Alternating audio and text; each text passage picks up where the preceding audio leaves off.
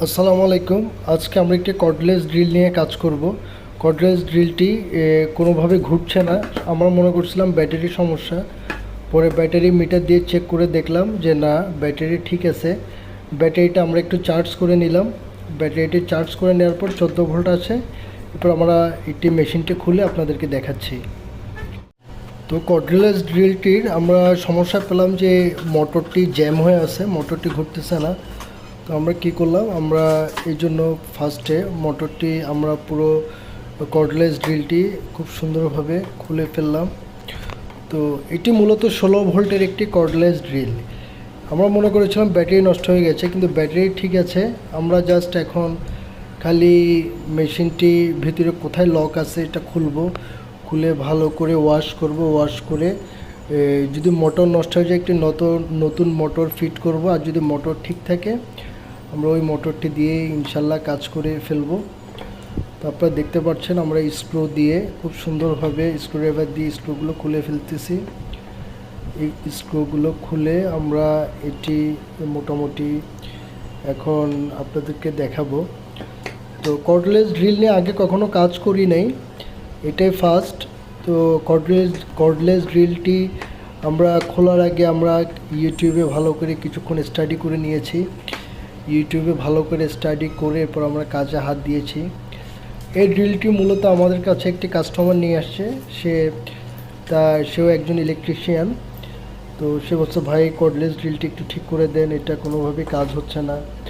তো আমরা ফার্স্টে মনে করেছিলাম ব্যাটারির সমস্যা, কিন্তু দেখা গেলো যে না, ব্যাটারি ঠিক আছে। তো এরপরে আমরা কি করলাম, আমরা সব কিছু চেক করে দেখলাম ভিতরে কোথাও জ্যাম আছে। তো আমরা যদি মোটর নষ্ট না হয় থাকে, মোটর ঠিক থাকে, আমরা ভিতরে সব কিছু খুলে সব কিছু সুন্দর করে আবার ফিট করে ফেলবো। তো আপনারা দেখতে থাকুন। আমরা মূলত ব্যাটারি কাজ করি, কিন্তু এই ফার্স্ট আমরা কর্ডলেস ড্রিল সার্ভিস করলাম, রিপেয়ার করলাম। এখন আল্লাহ ভরসা, দেখা যাক কী হয়। আপনারা সবাই সাথেই থাকুন। আসসালামু আলাইকুম। তো অবশেষে আমরা কর্ডলেস ড্রিলটি খুলে ফেললাম। তো আমরা কর্ডলেস ড্রিলটি খোলার পরে সর্বপ্রথম সুইচটি চেক করলাম যে সুইচটি ঠিক আছে কি না। দেখলাম যে না, সুইচটি মোটামুটি ঠিক আছে, তারটার সব ঠিক আছে, কানেকশন ঠিক আছে। তো আমাদের খুব নার্ভাস লাগতেছিল, আমরা কখন আগে কর্ডলেস ড্রিলের কাজ করি নেই। তো আমরা মোটরটি গিয়ার বক্স থেকে খুলে নিলাম। তো গিয়ার বক্স থেকে খুলে দেখলাম যে আমাদের এখানে একটি ছোট্ট ফল্ট ধরা পড়ছে। আমরা ফল্টটি শিওর ছিলাম না, আমরা আসলে রোগটাই তখনও ধরতে পারি নাই। দেখতেছে লাইট জ্বলতেছে কিন্তু মোটরটি ঘুরতেছে না, ব্যাটারিও ঠিক আছে, লাইটও জ্বলতেছে, মোটরও ঘুরতেছে না। পরে আমরা মোটর থেকে প্লাস্টিকের কেসটি খুলে নিলাম। প্রথমে আমরা ভালো করে প্লাস্টিকের কেসে মাথার অংশ থেকে প্লাস্টিকের ইটি একটু মুছে নিলাম। তো মুছে নেওয়ার পর আমরা স্ক্রুড্রাইভার দিয়ে মাথার প্লাস্টিকটি খুলে ফেললাম। আপনারা দেখতে পারতেছেন আমরা মাথার প্লাস্টিকটি খুব সুন্দর করে খুলে নিলাম। তো খুলে নেওয়ার পরে আমরা যা দেখলাম যে ছোট যে গিয়ার শ্যাফটটা আছে, গিয়ার শ্যাফটটাতে প্রচুর তেল ময়লা জমে আছে। তো আমরা একটু আরামে কাজ করার জন্য মোটর থেকে তারটা কানেকশন খুলে নিলাম। পজিটিভ নেগেটিভ কানেকশনটা আমরা খুলে নিলাম। তো দেখতেছি যে তাতালে ধরতেছে না, পরে একটু একটু সীসা লাগাই আমরা খুব সুন্দর করে মোটরটি আলাদা করে ফেললাম। এরপর আমরা মোটরটি আলাদা করে ফেলার পর আমরা যেটা করলাম সেটা হচ্ছে আমরা পিনিয়ামটাতে একটা প্রবলেম পেলাম। পিনিয়ামটা একটু জোরে ড্রিল করার জন্য ভিতরে ঢুকে আছে। তো আমরা এটি বের করে ফেলবো, তার আগে আমরা একটু ভালো করে ওয়াশ করে নিলাম অকটেন দিয়ে। তো অকটেন দিয়ে ওয়াশ করে মুছে নিলাম। এরপর আমরা যেহেতু পিনিয়ামটা মোটরে প্রেশার দিয়ে কাজ করার কারণে ভিতরে ঢুকে গেছে, আমরা একটু ব্যাক সাইড থেকে আমরা প্রথমে একটু টেনে বের করার চেষ্টা করলাম। তো ভিতরে পিনিয়ামটা মোটরের ভিতরে ছোট একটা আছে, ওটার ভিতরে ঢুকে গেছে। আমরা মাতুল দিয়ে কয়েকটা বাড়িয়ে দেওয়ার সাথে সাথে এটা ফ্রি হয়ে গেল, বের হয়ে গেল। এখন আপনারা দেখতে পাচ্ছেন খুব সুন্দর ঘুরতেছে।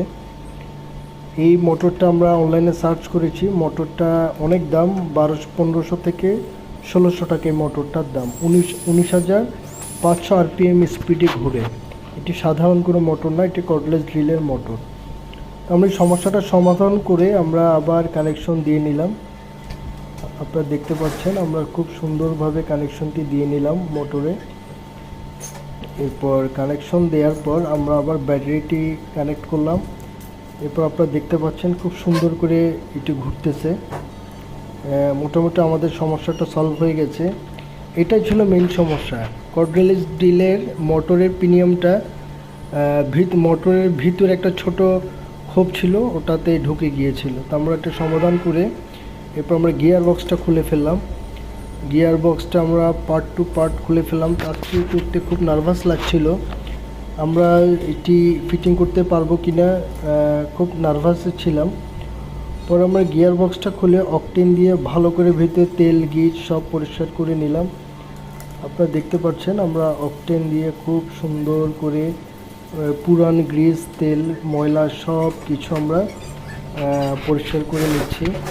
আমাদের কাছে গ্রিজ ছিল না, তো গ্রিজ ছাড়া এই জিনিসটা ফিটিং করলেও জিনিসটা গরম হয়ে যেত, টিকতো না। কারণ গ্রিজের কাজ হচ্ছে ভিতরে জিনিসগুলো ঘর্ষণ থেকে সেভ করা।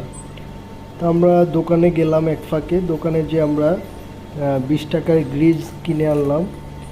তো আপনারা দেখতে থাকেন, আমরা এগুলো খুব সুন্দর করে ফিটিং করব। আমরা ভালো করে এগুলো খুব সুন্দর করে অকটেন দিয়ে মুছে নিচ্ছিলাম। মুছে অকটেন দিয়ে ভিজাই আমরা পুরান যত তেল ময়লা আছে গ্রিজ আছে সব পরিষ্কার করে নিলাম। এই হচ্ছে আমাদের আজকের মোটামুটি কাজ। আপনারা দেখতে পাচ্ছেন আমরা প্রিমিয়ামটা নিয়ে একটু ফিটিং করার চেষ্টা করতেছিলাম।